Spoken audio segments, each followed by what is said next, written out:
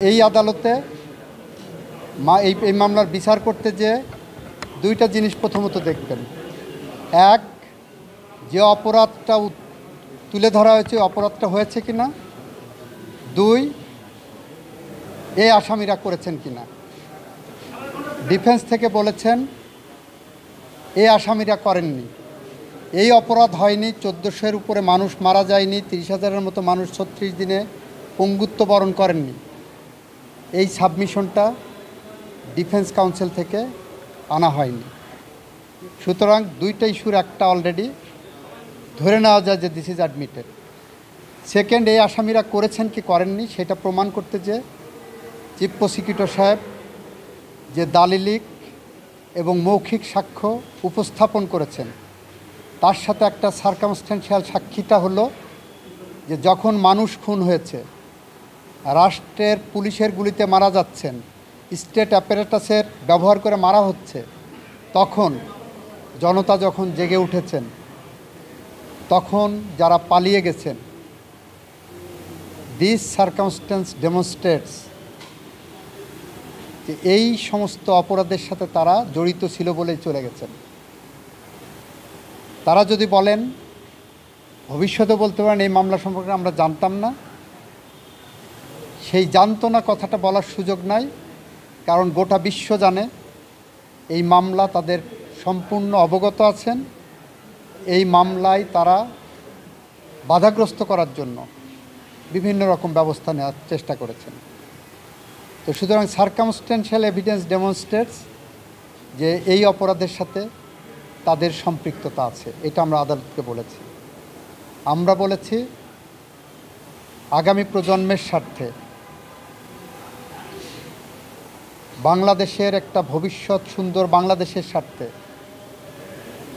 সোনাঝরা দিনের স্বার্থে, সোনালী আগামীর জন্য তারা এসে বাংলাদেশে বিচারের মুখোমুখি হয়ে যদি ফাঁসির কাষ্ঠে দাঁড়িয়েও চোখে চোখ রেখে বলতেন বাংলাদেশের মানুষের জন্য আমাদের জীবন উৎসর্গ করে দিয়ে গেলাম, তাহলেও তাদের কিছুটা প্রায়শ্চিত্ত হতো। ওনারা সেটা বলেননি, বরং চিফ প্রসিকিউটর রাইটলি আদালতের সামনে আজকে বলেছেন ওনাদের মধ্যে ন্যূনতম কোনো অনুশোচনা নাই।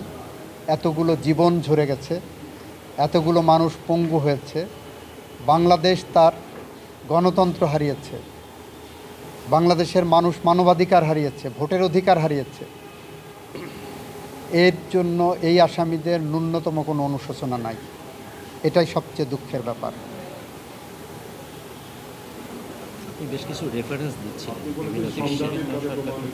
আমি বলেছি এখানে যদি ন্যায় বিচার না হয় তাহলে মার্টিন লুথার এখানে একটা অবিচার হবে, এবং সেখানে মার্টিন লুথার কিংয়ের ভাষায় injustice anywhere is a threat to justice everywhere. আমি এলিয়নর রুজভেল্টের রেফারেন্স টেনে বলেছি ন্যায় বিচার মানে উভয় পক্ষের জন্যই ন্যায় বিচার। বাইরে কেউ কেউ বলছেন আসামিরা ন্যায় বিচার পাবে কি না, এই 1400 মানুষ হত্যাকাণ্ডের শিকার হচ্ছে তারা ন্যায় বিচার পাবেন কি না, 30,000 মানুষ পঙ্গুত্ব বরণ করেছেন তারা ন্যায় বিচার পাবেন কি না, এটাও কিন্তু ন্যায় বিচারের মানদণ্ডে একটা প্রশ্নবোধক চিহ্ন। এটা বলেছি। আমি বলেছি এই মামলা আমি বলেছি যে এই মামলায় যে সাক্ষ্য উপস্থাপিত হয়েছে পৃথিবীর যে কোনো দেশের সাক্ষ্য আইনের মানদণ্ডে এই সাক্ষীকে ওভাররুল করার, ফেলে দেওয়ার সুযোগ খুব কম, এটা বলেছি। একই সাথে বলেছি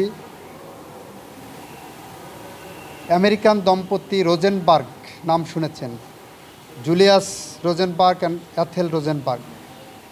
ওদের 1951 সালে আমেরিকার আদালত যখন বিচার করতে গিয়েছিলেন, সেই বিচার প্রক্রিয়ার সামনে এসে দাঁড়ান গোটা বিশ্ব জনমত। নোবেল লরেটি থেকে শুরু করে ইভেন মামলার যিনি প্রধান সাক্ষী ছিলেন সে পর্যন্ত লিখলেন যে একেই সাজা দিও না। কিন্তু প্রসিকিউশন থেকে বলা হয়েছিল, প্রমাণ করতে সক্ষম হয়েছিল এই দুইজনের গুপ্তচর বৃত্তির কারণে, দেশবিরোধী কর্মকাণ্ডের কারণে কোরিয়ান দ্বীপে লাখ লাখ নিরীহ মানুষ মারা গিয়েছিল। এই কারণে তৎকালীন আমেরিকান প্রেসিডেন্ট আইজেনহাওয়ার বলেছিলেন আমি জানি এটা একটি ঘটনা, 2 জন মানুষের মৃত্যুদণ্ড। কিন্তু এই ছোট্ট ঘটনার প্রেক্ষিতে আগামী প্রজন্মের লাখ লাখ নিরীহ মানুষ তার জীবন দেওয়া থেকে বেঁচে যাবেন।